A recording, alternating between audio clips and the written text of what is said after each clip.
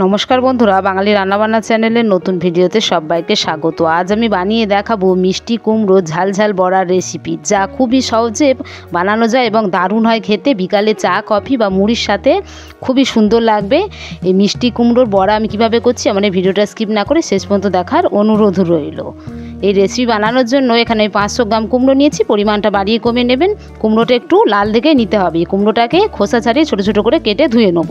এইভাবে ছোট ছোট করে দেখুন কেটে নিয়েছি এবং পরিষ্কার করে ধুয়ে নিয়েছি। এবার গ্যাসে আমি কড়া বসিয়ে দিয়েছি। কড়ায় দিচ্ছি অল্প পরিমাণে জল। কুমড়ো যেহেতু জল বেরোয় তাই খুব বেশি জল আমি দিলাম না। এবার কেটে ধুয়ে রাখা কুমড়োটাকে এর মধ্যে দিয়ে দিলাম। কুমড়োটা এমনভাবে সিদ্ধ করতে হবে যেন কুমড়োর মধ্যে জল না থাকে। দিচ্ছি পরিমাণ মতো লবণ, আর কুমড়োর কাঁচা গন্ধ চলে যাওয়ার জন্য দিচ্ছি অল্প একটু গোলমরিচের গুঁড়ো। এবার ভালোভাবে কুমড়োটাকে সিদ্ধ করে নেব। কুমড়োর জলটাও বাদ দেবো না, একদম শুকিয়ে এটাকে ভালোভাবে সিদ্ধ করে নেব। তার জন্য ঢাকা দিয়ে দিচ্ছি। এবার মাঝে আমি ঢাকা খুলে দেখে নেব। ফিরে আসছি কিছুক্ষণ পরে। মাঝে ঢাকা খুলে দেখে নিয়েছিলাম কুমড়োটা একদম শুকনো হয়ে গিয়েছে জল টেনে এবং ভালোভাবে সিদ্ধ হয়ে গিয়েছে। এবার এই কুমড়োটাকে একটা পাত্রের মধ্যে তুলে নেব। একটা পাত্রের মধ্যে তুলে নিয়েছি। এবার এটাকে ভালোভাবে ঠান্ডা করে নিতে হবে। ভালোভাবে ঠান্ডা করা আমার হয়ে গিয়েছে। এবার এখানে একটা হাতা দিয়ে কুমড়োটাকে এইভাবে মেখে নেব। এটা হাত দিয়েও মাখা যেতে পারে। ভালোভাবে এইভাবে চটকে চটকে এটাকে মেখে নিতে হবে। ভালোভাবে কুমড়োটা মাখা আমার হয়ে গিয়েছে। এবার দিচ্ছি এর মধ্যে 1 চামচ আদা রসুন বাটা, আর দিচ্ছি স্বাদ মতো লবণ। আগে লবণ যেহেতু দেওয়া ছিল।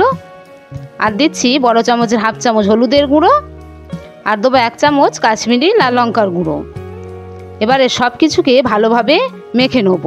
এই কুমড়োর বড়াটা এতটা দারুণ হয় খেতে, না বানালে বোঝাই যাবে না। অবশ্যই প্রত্যেকে বাড়িতে এটা বানিয়ে দেখবেন। ভালোভাবে মেখে নিয়েছি। এবার এখানে আমি 100 গ্রাম বেসন নিয়েছি। বেসনটাকে একটু চেলে দেবো। বেসনের মধ্যে একটু গোটা গোটা ভাব থাকে, সেগুলোকে বাদ দিয়ে দেবো। আমরা তালের বড়া, কলার বড়ায় প্রত্যেকেই খেয়েছি। যে কুমড়োরও বড়া হয়, না বানিয়ে খেলে বোঝাই যাবে না এবং প্রত্যেকের খুব ভালো লাগবে। এটা এতটাই দারুণ হয় খেতে। ভালোভাবে বেসনটাকে চেলে নিয়েছি। দানাগুলোকে ফেলে দেবো। এবার এখানে আমি নিয়েছি 50 গ্রাম মতন সুজি। এখানে চালের গুঁড়িও ব্যবহার করা যেতে পারে। এবার এর মধ্যে দিচ্ছি 5 থেকে 6টা কাঁচা লঙ্কা কুচি, যেহেতু একটু ঝাল ঝাল হবে। আর দিচ্ছি 1 চামচ কর্নফ্লোর। কর্নফ্লোরটা দিলে একটু মুচমুচে ভাব হবে, খেতে ভালো লাগবে। আর দেবো সামান্য একটু খাবার সোডা। আবার সমস্ত কিছুকে ভালোভাবে মেখে নেব। এইরকম নতুন নতুন রেসিপি পেতে যদি আমার চ্যানেলে নতুন হয়ে থাকেন তাহলে চ্যানেলটিকে একটা লাইক সাবস্ক্রাইব করে রাখবেন। তাহলে পরবর্তী নতুন ভিডিও সহজে আপনাদের কাছে পৌঁছে যাবে। এর মধ্যে কোনো রকম জল ব্যবহার করা যাবে না। কুমড়োর মধ্যে যে জলীয় ভাব থাকে তার মধ্যে এটাকে মেখে নিতে হবে। ওর মাখাটা একদম পারফেক্ট হয়েছে। এবার এখানে দিচ্ছি অল্প একটু কালো জিরা আর অল্প একটু গরম মশলা। এগুলো দিলে এই বড়ার স্বাদটা আরও বাড়বে। সমস্ত কিছুকে ভালোভাবে মেখে নিয়েছি। খুব পাতলা হয়ে গেলে অল্প একটু বেসন দিয়ে দেওয়া যেতে পারে। আমার মাখাটা একদম ঠিক হয়েছে, তাই বেসন আর আমি দিচ্ছি না। এবারে কড়াই আমি তেল গরম করতে বসিয়ে দিয়েছি। তেলটাকে মোটামুটি ভালোভাবে গরম করে নিয়ে এইভাবে অল্প অল্প করে নিয়ে তেলের মধ্যে ছেড়ে দেবো। যেইভাবে আমরা ফুলুরি করি সেইভাবেই তেলের মধ্যে এগুলোকে ছেড়ে দিতে হবে।